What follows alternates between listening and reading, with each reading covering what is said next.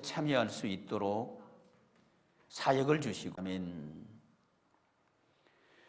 본문 말씀은 태초라고 하는 단어로 시작하고 있습니다. 이 태초에 말씀 하나님께서 그 하나님과 함께 계셨고, 이 말씀 하나님이신 성자 하나님은 성부 하나님으로부터 받은 그 생명을 사람들에게 빛이 되도록 하셨습니다. 이 사실을 신약 성경을 시작하는 복음서에서, 그것도 초두의 1장에서 기록하고 있습니다. 여러분, 우리 하나님께서는 그 이미지를 굉장히 활용하시는 분입니다. 이미지.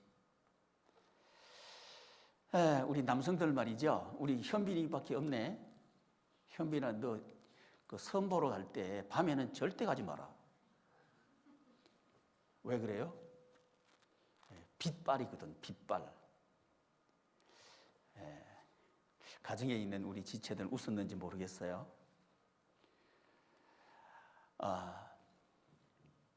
하나님께서 맨 처음 만드신 게 뭐냐 하면 빛이에요. 빛, 라이트를 만들었어요. 색깔을 만들지 않았어요. 컬러를 만들지 않았어요. 왜 우리 하나님께서 만드실 때 빛을 만드셨을까, 이 말이죠. 색이 아니고 빛을 만들었을까? 이 질문은 우리가 지금 함께 살펴보고 있는 사역의 구조와 기능과 매우 밀접한 관계를 가지고 있습니다. 사역의 구조와 기능과 밀접한 관계를 가지고 있다는 얘기는, 사역은 곧 일을 말합니다. 무슨 얘기냐 하면, 우리가 이 세상에서 무슨 일을 하면서 살까 하는 그 구조와 그 일의 기능, 그것과 굉장히 중요하게 밀접하게 관계가 있다는 겁니다. 그래서 빛을 맨 먼저 만드셨죠. 이 빛을 만드실 때 오늘 본문에 나와 있는 말씀 하나님, 성자 하나님도 함께 빛을 만드셨습니다. 그런데 우리 지난 시간 동안 구약 성경을 쭉 살펴보았습니다. 그리고 왜 구약의 성도들이 멸망했는가? 왜 포로가 됐는가? 하는 것을 살펴봤습니다. 이번 주간에는 멸망한 성도들을 다시 시작할 수 있도록 하기 위해서 오신 분, 이제 그분에 대해서 우리가 배우려고 합니다.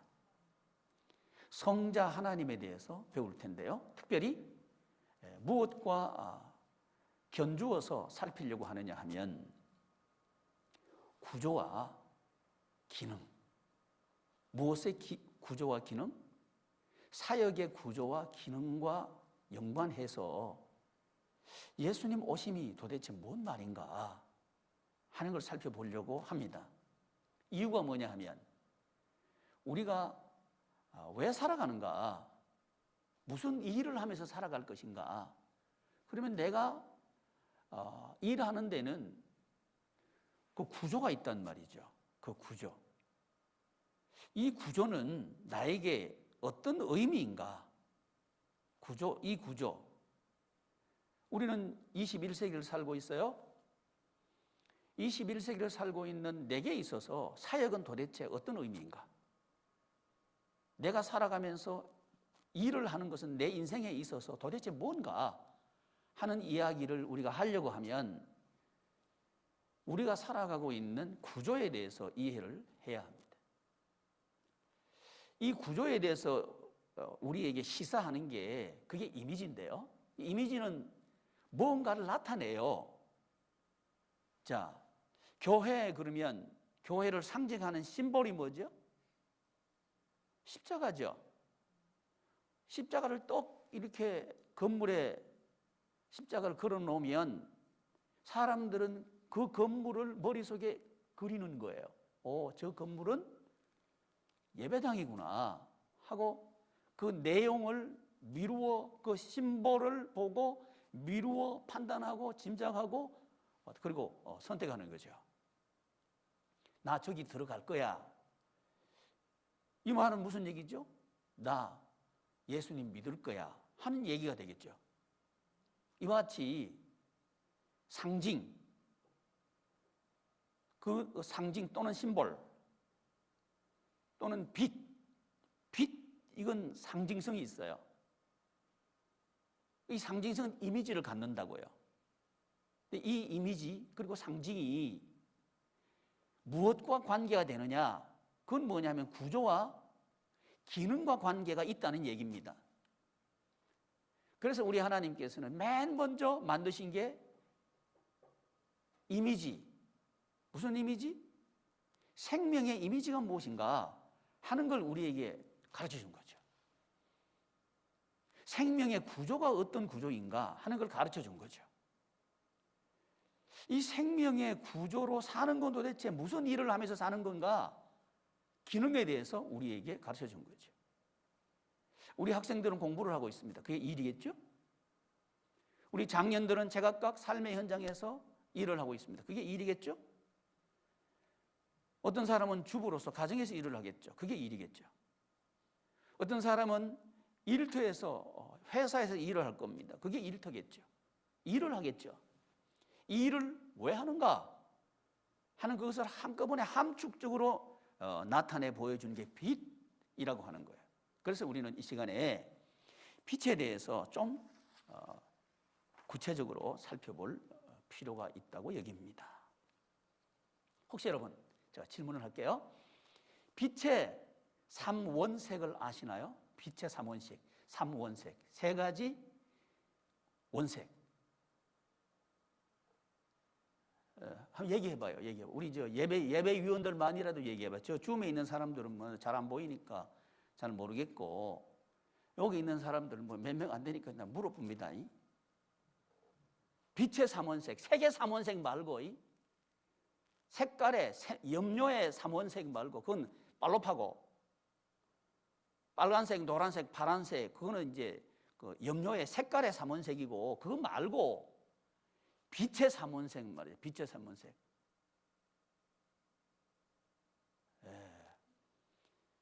이제 약간 내가 뻐길 수 있어요. 왜냐하면 표정들이 이거 뭔 말이야? 전혀 처음 듣는 얘기인데 이 뻐길 수 있는 건요. 5분만 투자하면 뻐길 수 있습니다. 여러분 집에 돌아가서 금방 빛의 삼원색 탁 누르면 5분도 안 걸리는 거야. 30초. 30초만 투자하면 뻐길 수 있어요. 쉽죠? 빛의 삼원색. 빨녹파, 빨초파. 빨간색, 초록색, 그리고 파란색. 요게 빛의 삼원색이래요. 근데 왜, 하나님께서는 왜 빛을 창조하신단 말이죠? 빛을 맨 먼저. 색깔이 아니고, 컬러가 아니고, 빛을 창조하신단 말이죠. 이유가 뭘까? 이 말. 이유가 뭘까? 제가 하나님의 정원에 대해서 처음에 시작할 때 하나님의 정원은 중요한 요소가 두 가지가 있습니다. 그러면서 하나는 빛이라 그랬고요. 하나는 뭐라 그랬죠?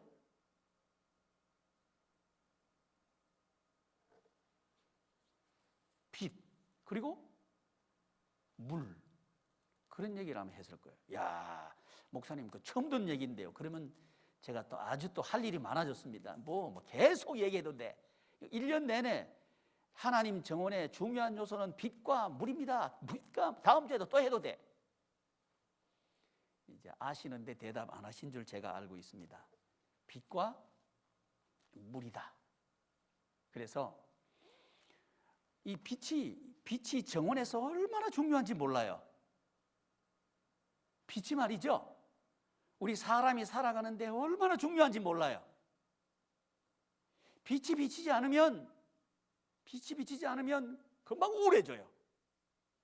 사람이 말이죠, 한 달 내내 커튼을 딱 치고 깜깜한데 소파에 앉아서 한 달만 있으면 정신병 걸립니다.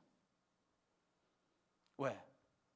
빛이 안 들어가면요, 살 수가 없어요. 감정도 우울해지고요. 사람이 축 늘어져 가지고 생기가 없는 거예요. 빛이 그렇게 중요하죠. 그런데 빛에는 색깔은 색깔, 컬러와하고는 다른 아주 중요한 특징이 있었어요. 그게 뭐냐 하면, 빛은 아름다운 색을 세 가지 색이 조합을 해가지고 이렇게 만나면 아름다운 색을 만든다는 거예요. 그런데 빛이 아름다운 색깔을 만들어내는 방법은 뭐냐 하면, 다른 빛하고 자꾸 어울리면, 연합을 하면 아름다운 색깔이 되도록 그런 특징이 있다는 거예요. 그러니까 색과 색이 서로 연결되고 결합되어서 조화를 이루면 아름다운 색이 된다는 거예요. 그게 빛의 특징이었습니다. 그래서 그 특징을 가법 배합이다, 이제 그렇게 말하더만요. 가법. 자꾸 더할수록 아름다운 색이 나오는 것, 그런 특징이 있더라는 거죠. 살면 살수록 아름다운 색이 나오는 것, 그런 특징을 가지고 있는 게 빛이라는 거. 그 가법, 더하기 인생이라는 말이죠. 더하기 인생. 태어날 때도 아름답고, 태어나서 엄마 아빠를 만났으면 더 아름답고, 또 태어나서 좀 자라서 친구를 만나면 더 아름다운 색깔이 나오고, 또 장성을 해서 회사에 나가서 직장 동료들을 만나고 이웃 사람들을 만나면 인생은 더 아름답게 빛나고, 그리고 나이가 많아져서 이제 머리에 흰 머리카락이 많아지고 얼굴에 주름살이 많아지는데 그 인생의 색깔은 더 찬란하고, 이게 빛의 특징이었어요. 더하기라는 말이죠. 세월이 더할수록 아름다워지고, 사람들을 만날수록 아름다워지고, 이게 빛의 특징이었습니다. 반면에 색깔의 그 배합의 특징은 뭐냐 하면 감법 배합이다, 그렇게 말하더군요. 감법 배합. 그래서 시작은 뭐냐 하면 흰색에서 시작한다는 말이죠. 흰색에서 시작하는데 색깔을 합하면 합할수록 그 색깔은 탁해진다는 거죠. 그래서 색깔의 원색, 효나, 색깔의 원색 세 가지 목사님 얘기했지, 그치? 기억력 테스트. 세 가지. 모른다. 알았어. 지나가면서 얘기했으니까 모르겠지. 미안해. 제가요, 초등학교 때 색깔의 삼원색, 빨로파. 이거 그래서 이제 머릿속에 있는 거예요. 그거는 있어. 근데 빛의 삼원색은 내가 찾아보고 알았어요. 빨로파. 그래서 우리 미술 선생님이 그러더라고요. 그림을 그릴 때 처음부터 진한 색을 칠하면 안 된대. 그래서 왜 그래요? 그랬더니 그 한 번 진하게 칠해놓으면 못 바꾼다는 거예요. 그러면 어떻게 해야 됩니까? 그랬더니 연한 색부터 칠하는 거예요. 저는 그 말씀을 믿고 연하게 칠했는데도 나는 잘 못 그렸어요. 하여튼 그림은 잘 못 그렸어. 그래서 컬러의 특징은 뭐냐 하면 색깔이 만나면 만날수록 어두워져. 그리고 이 3원색을 다 합하면 새까맣게 돼버려. 까맣게 된다는 거예요. 그렇구나. 이 세상은 태어날 때는 아주 하얗게 태어나는데 아주 기쁘게, 아주 해맑게, 아주 편안하게 이렇게 태어나는데 나이를 먹고 유치원 가면 조금 우중충충해져. 걱정도 생기고 또 미운 친구도 생기고 깨물어버리고 싶은 사람도 생기고 꼬잡아버리고 싶은 사람도 생기는 거 이제. 초등학교 가면 더 생겨. 더 많이 생기는 거예요. 더 어두워졌어. 고등학교 3학년이다. 완전히 우중충해졌어. 저 우리 양희주는 우중충하지는 않아. 너 우중충해지지 마라. 고등학교 가면 그냥 고3 때가 되면 우리 저 정민주, 양희주 불쌍한 고3 지금 우중충 하려 그래. 세상은 그렇게 되는 거예요. 그게 이제 대학 어떻게 들어갔어. 들어가 보니까 더 힘들어. 아이고 이거 대학 괜히 왔다 이거. 신현빈. 아 이거 친구 없네 이거. 장성태. 두 사람만 그런 거야. 다 그래. 아 정말 이거 학창시절 힘들구나 이거. 정성우 군대 제대가 복학해 보니까 아는 놈 없고 힘들어. 나 말은 안 했지만 그럴 것 같아. 그렇다는 거예요. 취직하면 더 힘들어. 살면 살수록 시급해져. 희망이 보이지 않아? 혼란스러워. 미래도 안 보여. 그리고 답답해. 길도 안 보여. 너무 힘든다는 거예요. 그래서 이 세상은 컬러예요. 색깔이에요. 색깔을 중시한다는 말이지. 이게 사람들 그러잖아요. 네 컬러를 밝혀라. 네 색깔을 밝혀라. 이런 얘기를 잘하는 거예요. 세상은 그럴 수밖에 없어요. 세상은 그럴 수밖에 없어요. 그런데 이 세상은 사람을 만나면 만날수록 어두워지는 거예요. 그래서 사람을 안 만나고 싶어. 사람을 안 만나고 싶으니까 사람들이 선택한 게 뭐예요? 강아지지. 사람들이 선택한 뭐예요? 고양이지. 근데 요즘은 사람들이 이제 로봇을 설설 견눈질하기 시작했어요. 왜? 어두우니까. 어두우니까 밝고 싶은 거예요. 근데 이 세상 구조는 어둠의 구조라고요. 밝게 태어나서 자꾸만 어둡게 가는 구조가 이 세상 구조라는 거죠. 아하, 우리는 특징을 알았습니다. 빛의 특징은 만나면 만날수록 아름다운 색깔이 나오는 거. 살면 살수록 컬러풀하고 화려하고 기쁘고 편안하고 반질반질 빛나는 이런 색깔을 자꾸 만들어내는 거. 이게 빛의 특징이라는 거죠. 아하. 왜 하나님께서는 가장 먼저 빛을 만드셨을까? 왜? 이유가 뭘까? 바로 이 구조를 빛이라고 하는 이미지 속에 담아놨다는 거죠. 천국은 뭐냐 하면 사람을 만나면 만날수록 그 사람과 더 가까워지는 아름답게 반질반질 빛나는 게 그게 바로 이 세상에서 하나님의 자녀가 살아가는 삶이야. 이걸 빛이라고 하는 이미지 속에 담아놨다는 거죠. 그래서 하나님께서는 그걸 가장 먼저 가르쳐주고 싶으셨겠죠. 그 구조.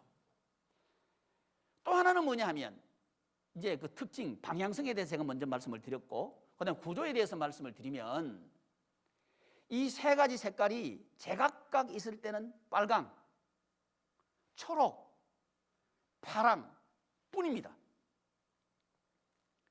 근데 만나면 빨강과 파랑이 만나면 무슨 색일까요? 예은아.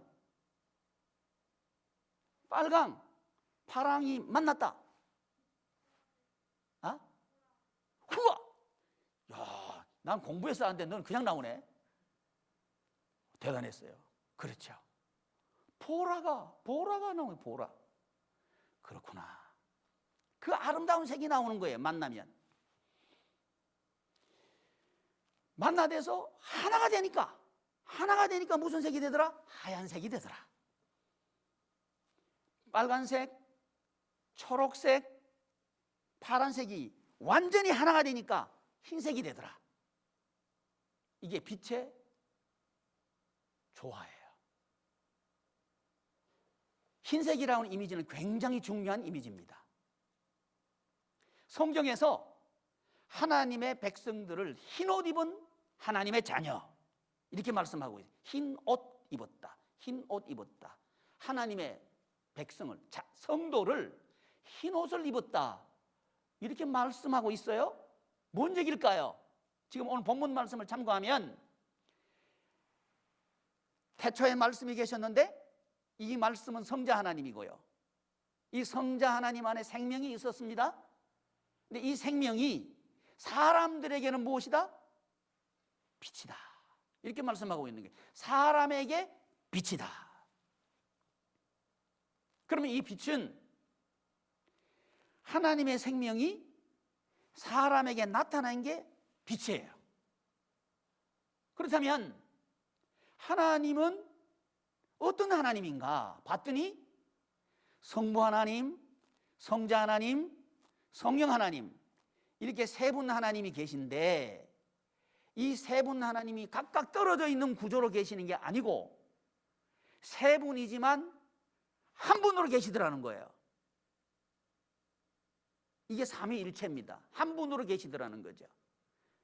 근데 이 한 분으로 계시는 이분이 하나님인데 일체로 계시더라는 말이죠. 구조 얘기하고 있는 거예요. 빛과 구조의 관련성을 제가 말씀드리려고 하는 거예요. 세 분이 한 몸으로 계시더라는 거죠. 그 일체라 그러죠.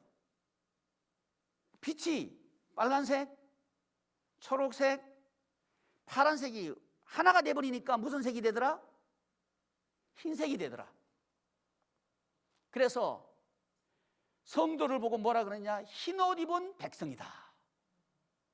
흰옷 입은 백성이다. 그렇게 말한단 말이죠. 흰옷 입은 백성이다. 그럼 무슨 얘기일까요? 무슨 얘기일까요? 구조적으로 말해볼게요. 무슨 얘기일까요? 하나님께서 교회를 처음 시대에 만드실 때 에덴 동산에서 가운데 생명나무 대신 예수님이 에덴 교회의 중앙에 계시고 거기서부터 생명의 물이 흘러나와서 온 동산을 둘러 하나가 되게 하셔요. 이 하나님의 구조는 하나님께서 만드신 첫째 날부터 여섯째 날까지 만드신 천국 생명 생태계 구조와 똑같습니다. 하나님의 구조예요. 이 생명 생태계가 하나님의 구조를 가졌고 생명 생태계 안에 에덴 교회가 또 하나님의 구조를 갖추고 있어요. 왜 이런 구조를 가질까? 그것은 천국 생명 생태계를 만드실 때 첫째 날 뭘 지으셨느냐 하면 빛을 지으셨죠. 빛이라고 하는 이미지 속에 그 구조가 나타나 있다는 거죠. 그 이미지가 무슨 구조를 상징적으로 드러내고 있는가? 그건 뭐냐 하면 하나님의 나라 생활을 하는 구조는 하나다. 이걸 드러내고 있고 그걸 조성하신 것이 하나님의 정원이고요. 그 하나님의 정원을 천국 생명 생태계라고 제가 다른 이름을 붙여드렸어요. 그래서 천국 생명 생태계의 구조도 하나님의 구조인데 그 생태계 구조를 만들면서 맨 먼저 이 생태계의 방향성, 이 생태계의 구조, 이 생태계의 기능, 이 생태계가 작동하는 열매 맺는 구조, 이 모든 것을 한마디로 함축해서 드러내고 있는 게 빛이 있으라 하시니 빛이 있었고 첫째 날이죠. 빛, 라이트를, 빛을 만들었단 말이죠. 오르, 히브리 말로 오르 그래요. 오르. 근데 첫째 날 만드신 것은 빛 자체를 만든 게 아니고 생명력을 만든 거예요. 그러면 무슨 얘기죠? 힘이 있다는 얘기는 뭔가 하도록 하기 위해서 만들으셨다는 얘기가 되죠. 기능과 연결된다는 거죠. 그래서 빛이라고 하는 이미지 속에, 하나님께서 창조하신 이 빛 속에, 빛의 이미지 속에 우리가 천국 생활하는 구조와 기능을 고스란히 나타내고 있더라는 거죠. 그 구조는 하나님의 일체됨을 반영한 것이 천국 생명 생태계고, 그게 하나님의 정원의 구조이고, 이 하나님의 정원에서 하나님의 자녀에게 천국 생활하도록 하나님께서 만들어주신 축복의 기관이 에덴 교회고, 에덴 교회의 구조도 보니까 예수 그리스도를 중심으로 해서 한 몸의 구조를 가지고 있더라. 이것을 나타내는 게 빛이라는 거죠. 이 빛을 우리 예수님이 나타내셨는데, 예수님 안에 생명이 있었는데 이 생명을 사람들이 알 수 있도록 나타내 보여주신 것이 빛이다 하는 얘기죠. 그래서 그 안에 생명이 있었으니 이 생명은 사람들의 빛이다 그랬단 말이죠. 그렇구나. 그래서 이 에덴 교회 안에 가정을 하나님께서 만드셨어요. 이게 아담과 하와의 가정이에요. 아담과 하와의 가정의 구조는 한 몸 구조예요. 둘이 한 몸을 이룰지로다 이렇게 말씀하셔가지고 한 몸 구조를 가지도록 하신 거예요. 이걸 상징적으로 나타낸 게 빛이라고 하는 거죠. 이 빛은 뭘 인간들이 누리도록 주신 거냐 하면 생명을 누리도록. 무슨 생명? 하나님의 생명을 인간들이 누리도록 하나님께서 주신 게 그게 바로 빛이라고 하는 거죠. 이 빛, 그러니까 이 빛은 우리에게 천국 생활하는 가정이 천국 생활을 하려고 하면 하나됨의 구조를 갖춰야 된다 하는 걸 시사하고 있는 거예요. 그런데 이 세상은 빼앗긴 세상인데 빛의 세상이 아니고 반대 얘기를 하고 있는 거예요. 어두움 이렇게 얘기하고 있는 거죠. 빛이 어두움에 빛이 돼 이렇게 한 거예요. 빛이 어두움에 빛이 돼. 이 세상은 어두움이에요. 그러면 어두움은 뭘까요? 그건 뭐냐 하면 빛이 없는 게 어두움이죠. 빛이 비치지 않는 게 어두움이죠. 그런데 중요한 거 하나 있어요. 중요한 거 하나 있어요. 빛의 특징 중에서 중요한 게 하나 있어요. 자, 여러분 흰 옷을 입은 우리 지체들이 있어요. 나 이거 와이셔츠 흰 옷, 요거 흰 거 있죠. 우리 눈에 흰색이 보인다는 것은, 흰 빛이 보인다고 하는 것은 뭔 얘기죠? 빛은 반사하는 게 눈에 보인대요. 반사하는 게 눈에 보이도록 된 게 그게 빛의 특징이라는 거예요. 여기서 중요한 게 있다는 거예요. 뭐가 중요한 거냐 하면 우리는 빛 자체가 아니다. 굉장히 중요한 거예요. 그럼 우리는 빛 자체는 아니면 그럼 뭐냐? 빛을 반사하는 존재다 하는 걸 우리가 알 수 있다 이 말이죠. 우리 인생에 대한 이해입니다. 내가 살아가는 인생은 우리는 잘못하면 내가 빛 자체가 되려고 그래요. 그건 이제 왕이 되려고 하는 거고요. 주인이 되려고 하는 거고요. 자기 뜻대로 하려고 하는 거. 그건 이제 빛 자체가 되려고 하는 거예요. 근데 우리가 흰옷 입은 성도 말할 때 흰옷은 뭐냐? 흰색은 하나님만이 흰색이라는 거예요.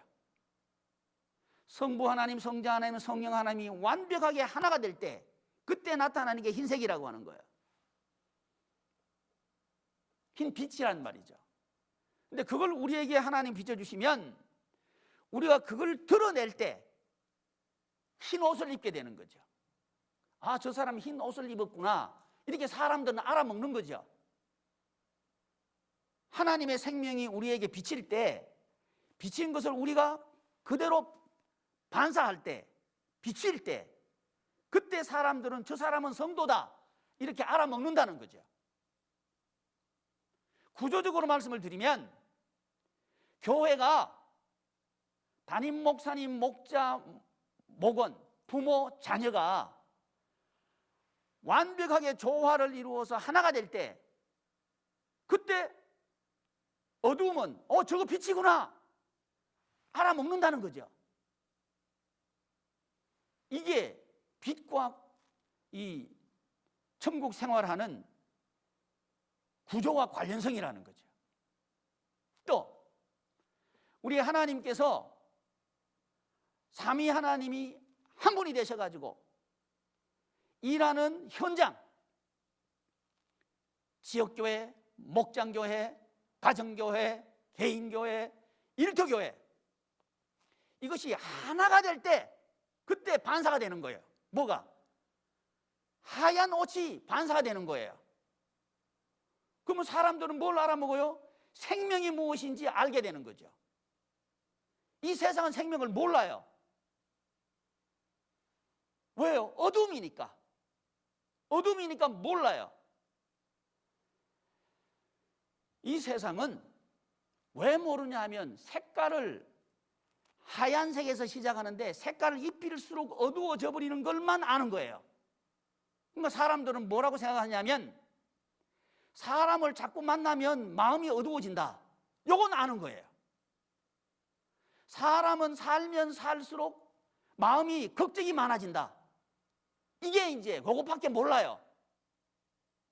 사람이 나이를 먹으면 힘도 없어지고 기억력도 흐미해지고 돈도 못 벌고 그래서 할 일도 없고 그래서 어두컴컴하게 뒷방 늙은이가 된다. 이것밖에 모르는 거예요.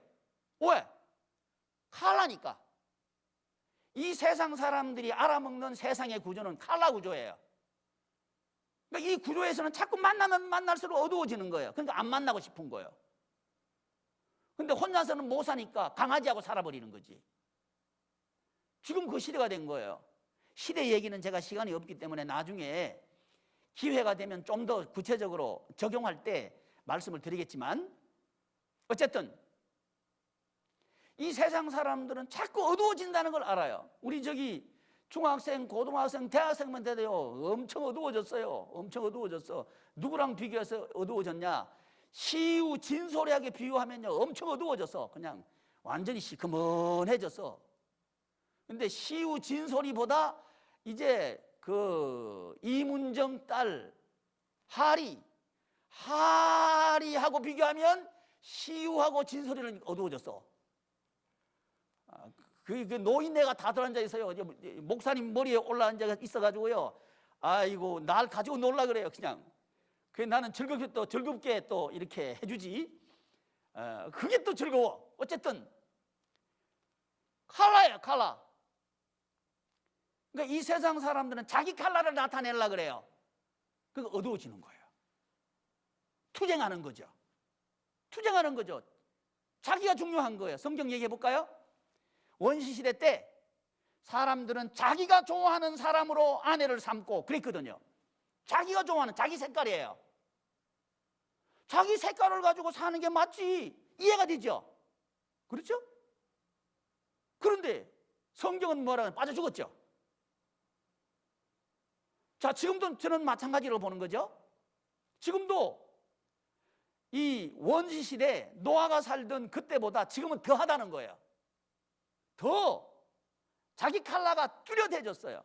얼마나 뚜렷해졌냐면 그 지금 시대는 포스트 모던 시대도 저는 아니라고 봐요. 모던 시대는 1789년 어간, 그러니까 18세기부터 20세기까지 이 근현대를 모던 시대라고 사람들은 이야기하는 것 같아요. 저도 그렇게 동의합니다. 이 모던 시대의 특징이 뭐냐 하면 중세시대,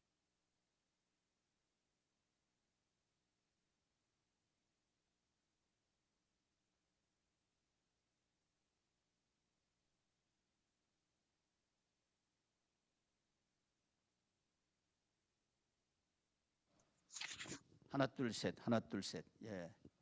약이 떨어지니까 안 되네. 그러니까 중세 시대 때 사람들이 이제 문화적으로는 암흑기라 그러잖아요.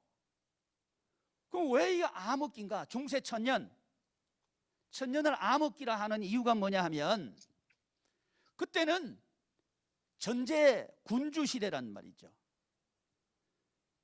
자기 멋대로 하는 거예요. 내 뜻이 곧 하나님의 뜻이요, 이렇게 이야기한 시대가 중세잖아요. 근데 이 시대에 교회가 로마 카톨릭인데 로마 카톨릭 그 사제들이 정치하는 사람들하고 결탁을 해가지고요 하나가 된 거예요. 그래가지고는 부패했단 말이죠. 여러분, 종교 지도자하고요 정치 지도자하고 결탁하면요 그 사회는 깜깜해집니다. 그게 중세예요. 그러니까 사람들이 너무 힘든 거예요. 아니, 교회 와서 위로받고 싶은데 이 교회가 세상하고 똑같아져 버린 거예요. 그래서 일어난 게 프랑스 혁명이에요.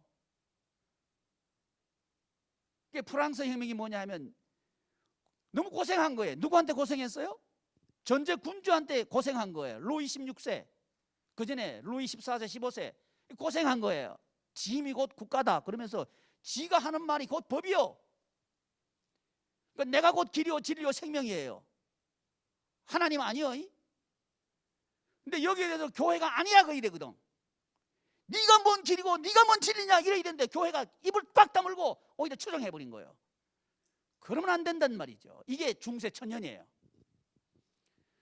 그러니까 사람들 마음속에 야, 이거 신은 없다, 이거 하나님 없다, 그 얘기한 게 프랑스 혁명이에요. 신은 없다. 신이 있으면 이렇게 되지 않지. 하나님이 계시면 이렇게 되지. 신은 죽었다.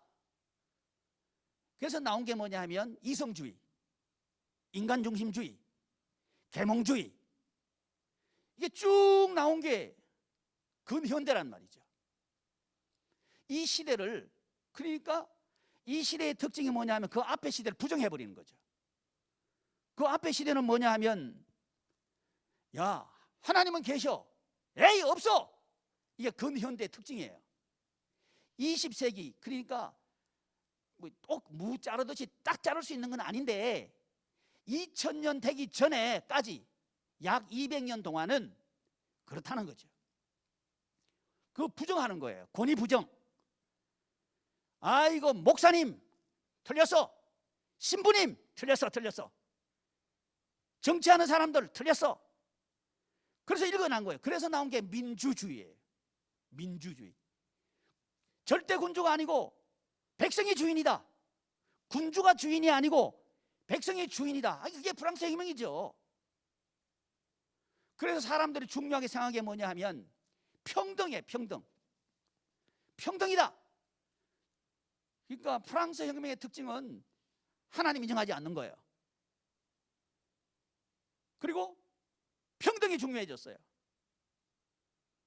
그리고 자기 개인이 중요해졌어요. 도덕 중요하지 않아요. 사회적인 관습 중요하지 않아요. 그걸 이제 부정하는 거예요. 부정. 이게 모든 시대의 특징이란 말이죠. 그러면 2000년 이후에는 그 2000년 이후를 이제 포스트 모던 얘기하는데, 포스트 모던의 특징은 뭐냐 하면요, 모던 자체를 부정하는 거예요. 그러니까 모던 시대에 중요했던 건 이성이고 과학이고 뭐 그런 거예요. 그런데 포스트 모던은 과학 안 중요한 거예요. 그 자체를 이제 그전에는 부정했다면 포스트 모던 시대는 파괴해버립니다.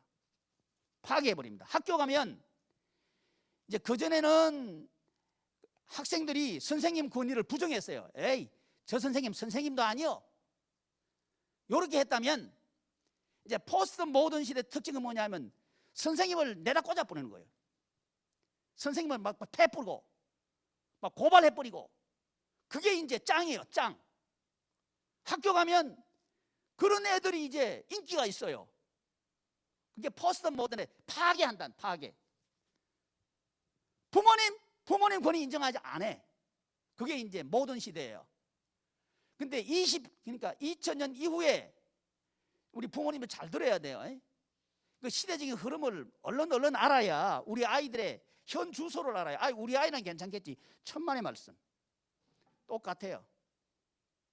그래서 2000년 이후에부터는 생각이 무 자르듯이 이렇게 자를 수 있는 건 아니지만 바뀌었어요. 어떻게? 이제 파괴하는 거, 파괴. 그래서 여러분 지금 사회에 보면 보편적인 전통이나 도덕은 남자와 여자가 결혼해야 된다. 이게 맞죠? 근데 지금은 아니에요. 남자와 남자가 결혼해도 된다.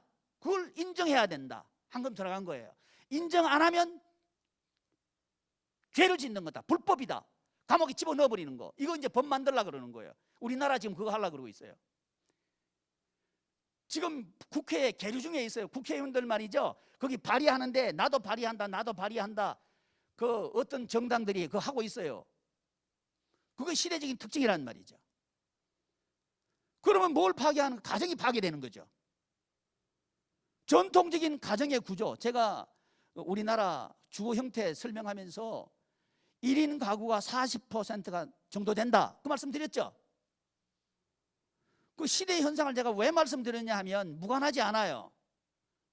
전통적인 가정의 구조를 이미 지금 파괴하고 있는 거예요. 부정하는 게 아니고 파괴하고 있는 게 포스트 모던의 특징이다 하는 얘기입니다. 제가 빈 얘기하고 싶은 거예요.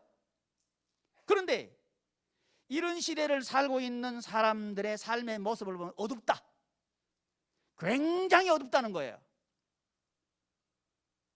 극단적인 이기주의예요. 나밖에 몰라요.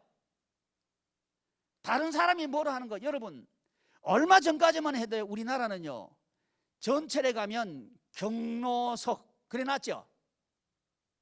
경로석에 아닌데 경로석에 앉으면 왠지 깨름직한 거 그거는 있었거든. 요새는 깨름직하지도 않아요. 그냥 애들이 그냥 타. 경로석 자체가 있어요? 아직도 있어요? 아직도 있구만. 아직도 희망이 있네. 경로석에 애들이 앉아가지고 막 노는 거예요. 근데 다리를 쩔뚝쩔뚝하는 할머니가 오셔가지고 그 앞에 서 있어도 전혀 개의치 않아요. 뭔 얘기하는 거예요? 파괴하는 거예요. 지금 시대가 그런 거예요. 시대가 그런 거예요. 자, 왜? 칼라의 시대니까. 이 세상은 칼라의 세상이에요. 그러니까 포스트 모던 시대는 내가 중요한 거예요.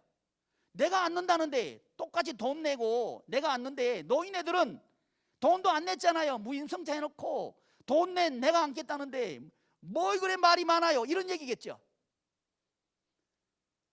그게 당연한 걸로 받아들이는 게 포스트 모던 시대의 특징이라는 거죠. 어떤 세상에서? 칼라의 세상에서. 이 세상은 어둠의 권세 잡은 자가 다스리고 있는 세상인데 이 세상은 그걸 당연하게 생각한다 이 말이죠. 남자와 남자가 결혼하는 게 그게 당연한 게 아니고 남자와 여자가 결혼하는 게 당연한 게 아니고 남자와 남자가 결혼할 수 있고 여자와 여자와 결혼할 수 있고 그런 가정 구조도 인정해야 된다. 인정해야 된다. 그걸 가르치지 않으면 선생님이 될 수 없다. 그거 만드는 거예요 지금. 그게 우리 국회에 계류되어 있단 말이지. 우리 성도들은요, 자, 이걸 반대해야 된단 말이지. 그걸 가정을 지키는 거예요. 확실히 소리를 내야 된다 이 말이요. 그래서 뭐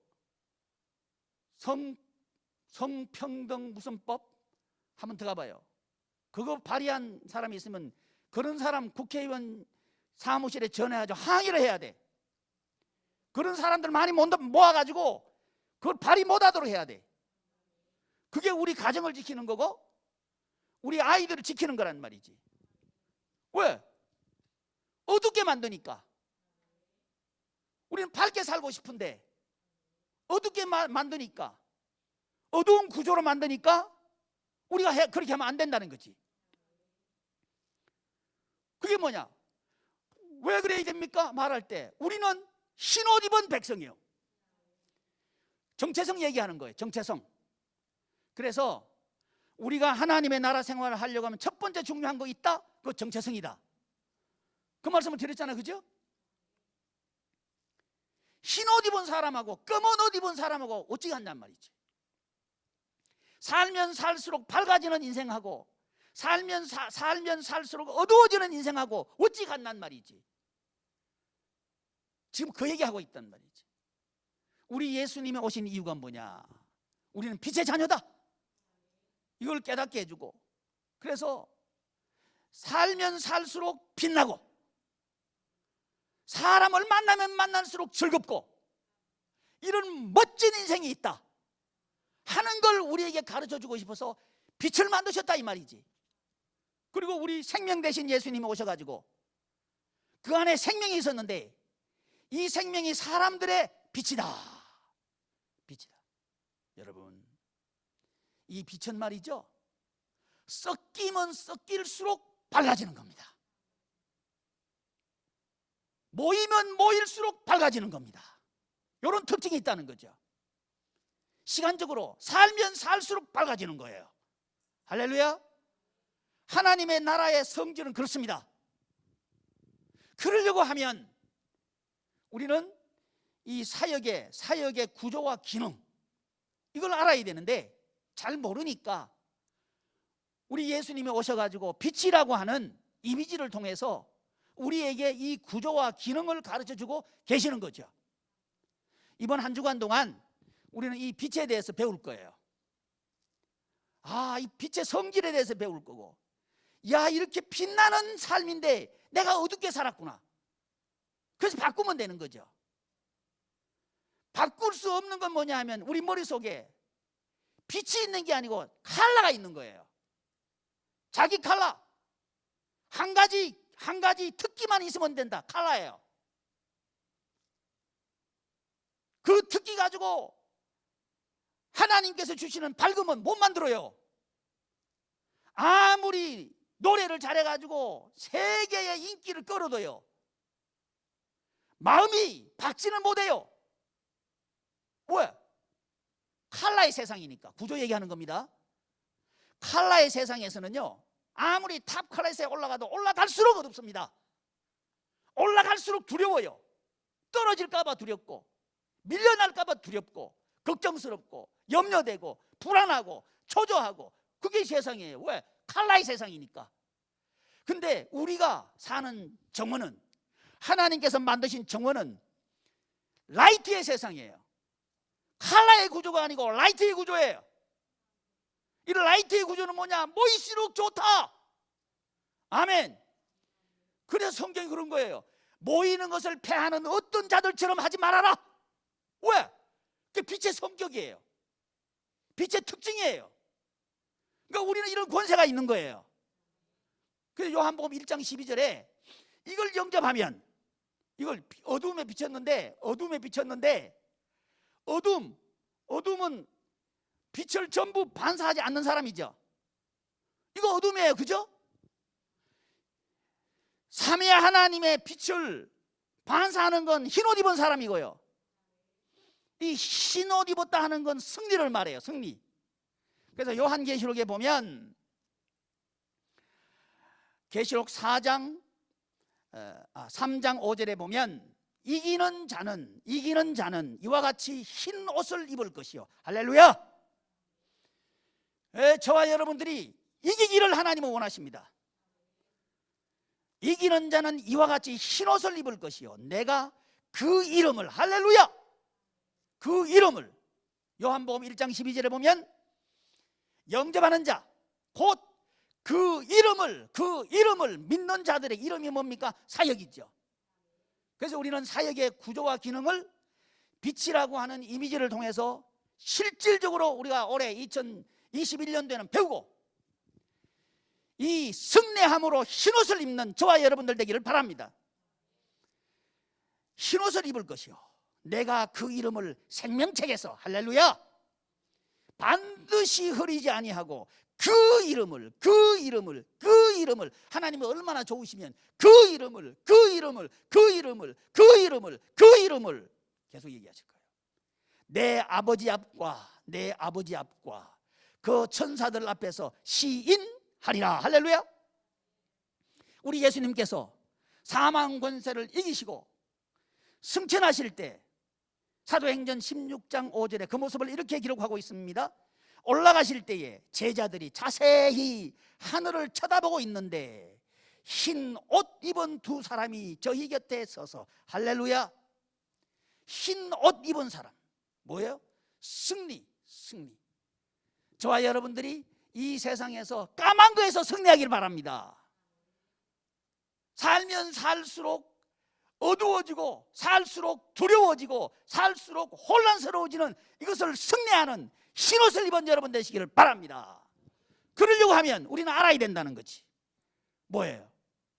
나는 빛의 자녀다, 나는 빛의 자녀다 하는 걸 우리가 알고 빛의 자녀의 구조를 가져야 되고, 빛의 자녀의 구조를 가져야 되고. 여러분, 제가 좌파 우파에 대해서 말씀드린 이유가 있어요.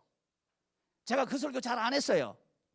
이제는 실질적으로 살라 그러면 좌파 우파 얘기를 해야 실질적으로 살아요. 여러분, 좌파가 뭐예요?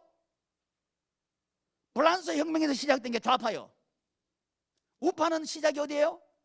미국 혁명에서 시작된 게 우파예요. 좌파의 특징은 하나님 죽었다 하는 게 좌파예요. 우파는 하나님은 왕이시다 하는 게 우파예요. 좌파는 평등이 중요하다, 그게 좌파예요. 우파는 자유가 중요하다, 우파예요. 이게 지금 이 세상을 뒤덮고 있는, 미국도 좌파 우파 있어요. 프랑스도 좌파 우파 있어요. 독일도 좌파 우파, 일본도 좌파 우파 있어요. 우리나라 좌파 우파 있어요. 세계 전부가 좌파 우파로 나눠져 있단 말이지. 그런데 여러분 똑똑히 알아야 될 거 있어요. 좌파 우파로 나누어서 생각하게 하는 그 구조, 그 구조는 칼라의 구조입니다. 세상 구조라고 하는 거예요. 세상 사람들이 만들어 놓은 구조라고 하는 거예요. 여기에 이 구조에 성도들이 빠져버렸다 이 말이지. 여기서 꺼내야 돼. 그러면 어떻게 해야 되나? 어떻게 해야 되나? 성경은 그 구조가 아니라는 거예요. 그 구조는 좌파도 꺼멓다, 우파도 꺼멓다, 시커멓다 이 말이지. 기쁨이 없다 이 말이요, 즐거움이 없다 이 말이요. 우파가 하는 얘기는 돈 중심의 사고를 해요. 돈을 가지고 뭔가 하려고 그래요. 돈을 가지고. 좌파는 뭐예요? 권력을 가지고 뭔가 하려고 그래요. 도구가 달라요. 왜 도구가 다르냐 하면, 우파를 좋아하는 사람들은 장사하는 사람들이 있고, 이 전제 군주 국가에서 이제 근현대로 넘어오면서 장사를 해가지고 부를 축적하는 계층이 있어요. 그게 중상층이, 중간 계층이 있잖아요. 장사하는 사람들, 기술 있는 사람들, 공부한 사람들, 이 사람들이 이제 소유를 하게 됐어요. 이 사람들은 자기가 돈이 있는데 이 돈을 지켜야 될 거 아니에요. 당연히 무슨 얘기 하겠어요? 시장 중심주의 얘기하겠죠. 그렇죠? 입만 열면 시장 중심주의 얘기한다고요. 그 우파예요. 그럼 너 기쁘나? 안 기뻐? 안 기뻐? 그럼 좌파는 뭐라 그래? 좌파는 이제 있는 사람한테 뛰었거든.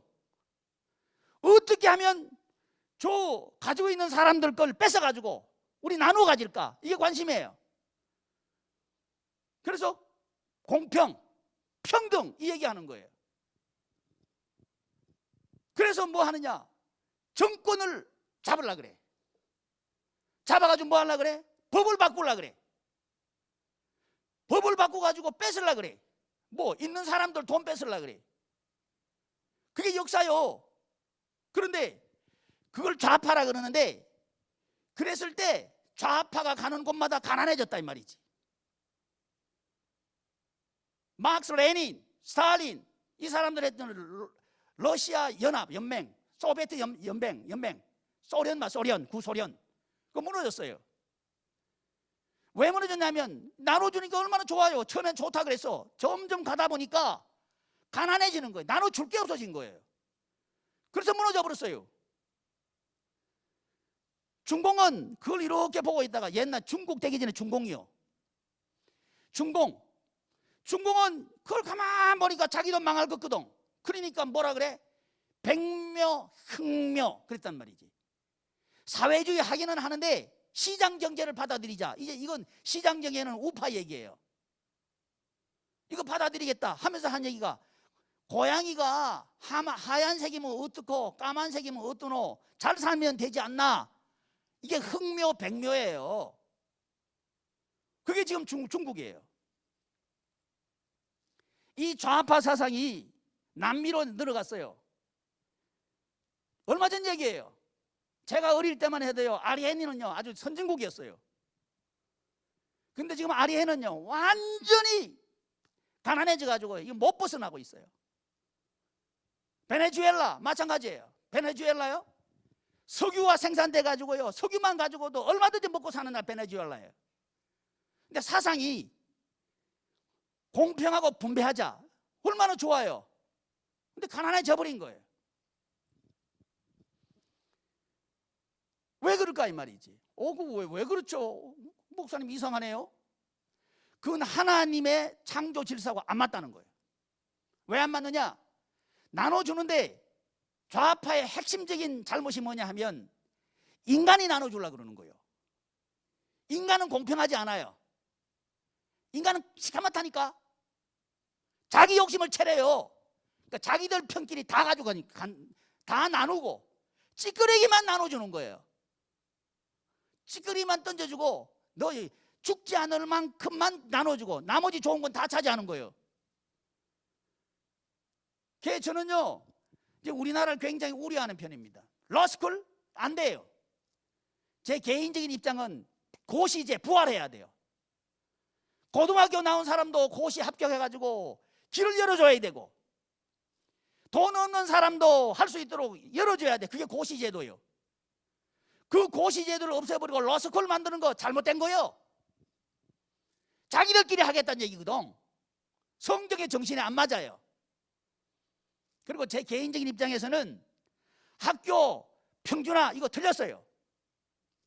공부하고 싶은 사람은 마음껏 하게 해주고, 놀고 싶은 사람은 마음껏 놀고 해주고, 이래 돼. 고교 평준화 틀렸어.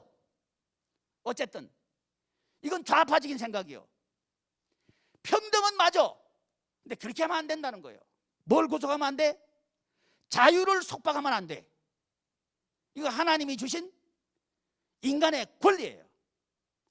공부하고 싶은데, 나는 더 공부하고 싶은데 너 하지 마라 이러면 안 된다는 거지. 공부하고 싶은 사람에게는 마음껏 하게 해주고, 나 공부하기 싫어 그런 사람도 끌어와서도 공부시켜도 안 돼. 그건 공부하지 않고 놀게 해줘야 돼. 그게 이제 좌파예요.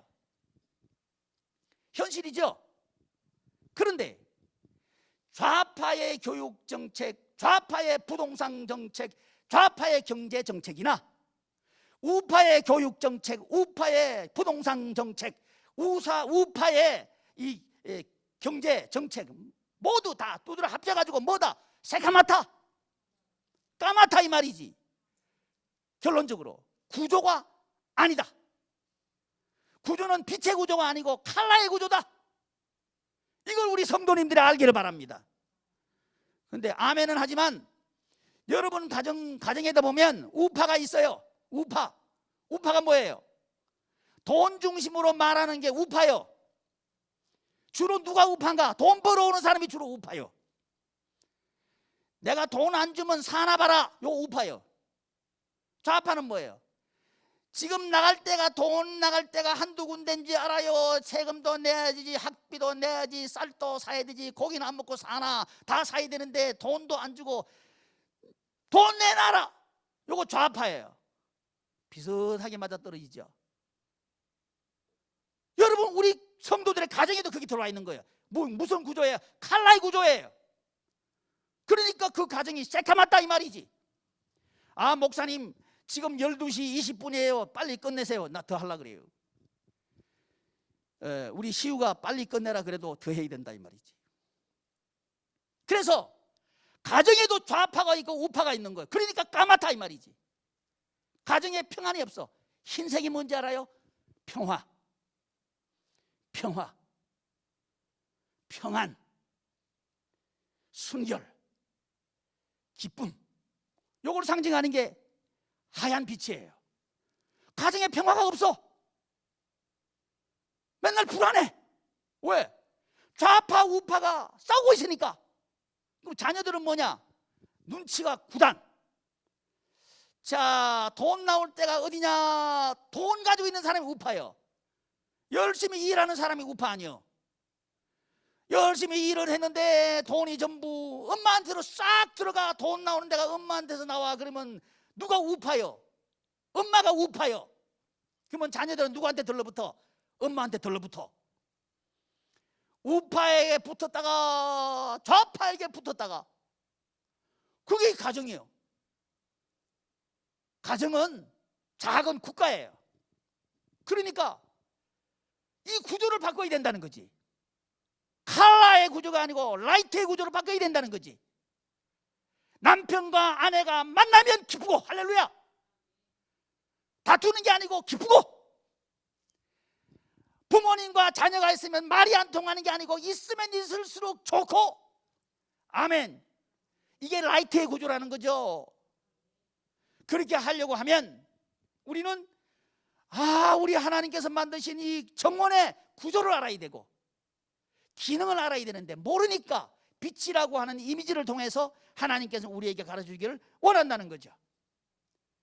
그래서 아무리 21세기가 가정을 파괴하고 교회를 파괴하고 세상의 도덕을 파괴한다 할지라도 교회가 다시 회복함으로 라이트의 세상으로 바꿀 줄을 믿습니다.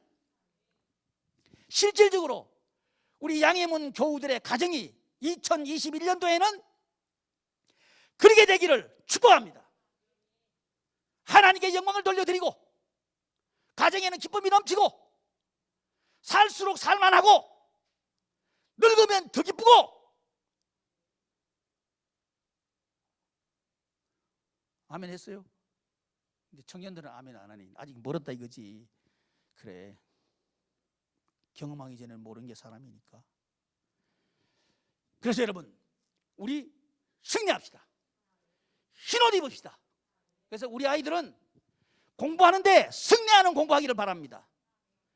칼라의 구조를 라이트의 구조로 내가 바꾸겠다, 이렇게 희망을 가지고 소명을 가지고 가슴을 뛰는 이 목적을 발견하고 그렇게 공부할 때 우리 자녀들은, 우리 학생들은, 우리 성도님들은 하나님의 나라 생활할 줄을 믿습니다. 기도하겠습니다. 살아계신 하나님,